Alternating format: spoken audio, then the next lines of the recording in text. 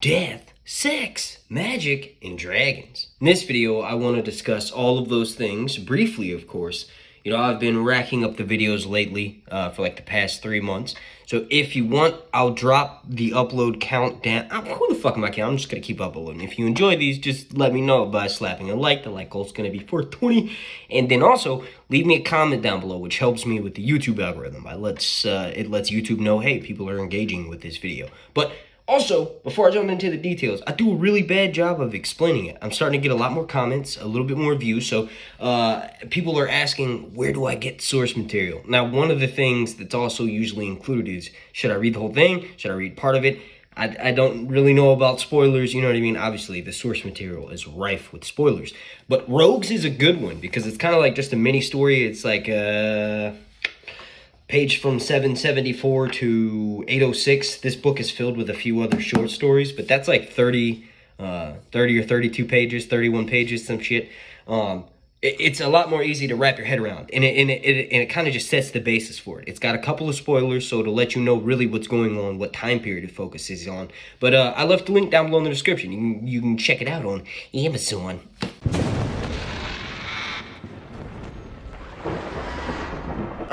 So jumping right into it, make sure you slap that like, please, if you could. The mysterious deaths. Now, there's several in this series, but the main one I want to focus on is my personal favorite character, Daemon Targaryen.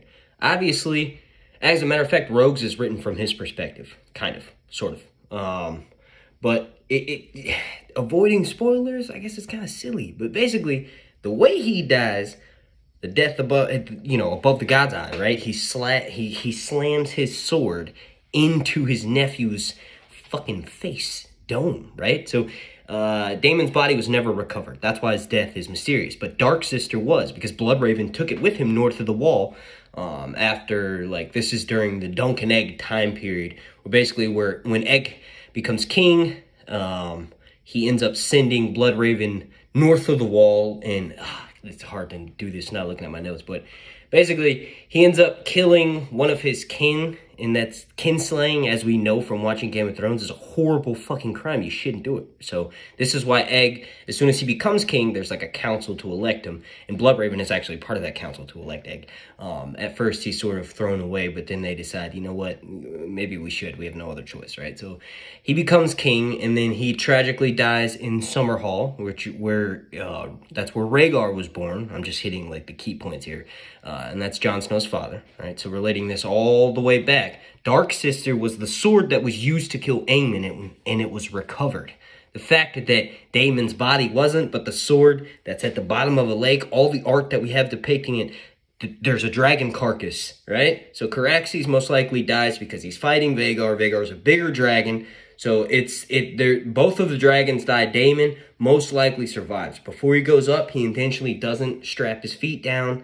He jumps off the dragon, and he kills it. The sword was recovered. Daemon was not. His death is mysterious. His lover at the time, Nettles, could be his daughter. Looks like it's going to be one of Corlys's bastard children. I mentioned in a live stream that we did, like, I think it was almost 2 years ago at this point. Maybe it was in 2019, maybe it was in 2020, I'm not sure. But basically, I think it would be a good idea to sort of mix the sexuality of all these characters. Obviously, they're going to be doing that, and George writes that in his book, so they could sort of, you know, you want to entertain a wider audience, you want to be more inclusive. So maybe they could make Nettles a boy. I don't know. Maybe it's one of Corlys's bastard sons. Maybe it's one of his bastard daughters. Who knows? But in canon, it's a girl, and she's dark-skinned, so she's obviously mixed. It's hinted at being one of... Regardless, whenever that person gets cast, we'll know for sure. So there's a story behind Nettles, and that's that basically she flies off into the mountains near the Vale. I can't think of the exact place, but it's basically not that far from the Bloody Gate, which is a place we saw in season 4. A very famous scene where Arya and the Hound ride up on their horse, and they're like, you know, Lysa's dead, and, you know, Arya starts laughing hysterically. Not too far from there, Nettles flies up there, and then there's a tribe of, Shagga, kind of wildlings, but not really, because they're not really north of the wall. So they worship a woods witch woman, and a lot of people think that it's Nettles. According to the source material, it is Nettles. They would actually bring her offerings of burned stuff to show their valor. So that'll be an interesting thing that'll obviously be in one of the later seasons. A quick thing that I'll address is that Mushroom. He is basically this fool who is thought to be lack-witted. So he's privy to a lot of the secrets and inner workings of King's Landing and, you know, everyone who's around during this time frame. They say stuff in front of him. So if we don't know if he's going to be in the show, but he might be. I think he should be. It would be silly. It would actually piss me off. That would be one thing that would piss me off. They didn't cast Mushroom in the show. You could argue that, yeah, it's too much like Tyrion and he doesn't have the redeeming qualities. Well, that's the thing. You don't know if he has redeeming qualities because all the people that are writing about Mushroom are not Mushroom. Mushroom is one of the few people that confirmed survived the dance. So it would be interesting to see him in his perspective. Another thing that I want to talk about is magic.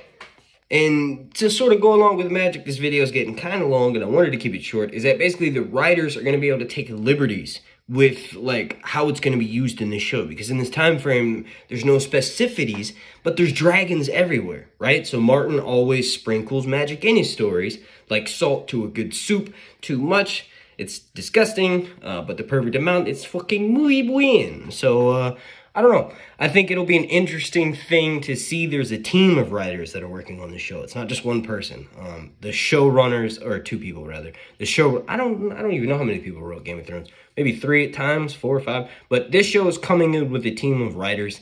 They're coming off of like backlash from season 8, also a failed pilot. So I just have too much faith in this show.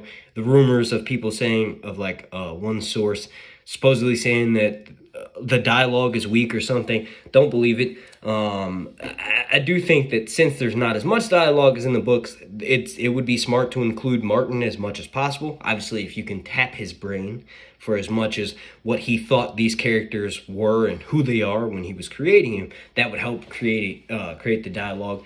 One thing I will say is that the Targaryens likely use a form of blood warging to control their dragons, and I think that's an easy way to touch on it, which is like hinted at with Daenerys, with her magic and blood sacrifice and all that stuff. I actually did a video recently where I think, for me at least, I went a lot in depth, and it's on basically I cover Euron, so that'll probably be linked down below in the description. You can go check that out. But I think that it'll be cool to tap into that as far as magic with the Targaryens. Obviously, they know a lot more about riding dragons because there's 20 dragons at this time, so it'd be cool to learn more about that on this new show. And also, that's it. I want to thank you all so much for watching. If you could, please slap a like on this video. The like goal is going to be 420. My name's Mark, and this has been Sir Hunt's Long Night Reviews.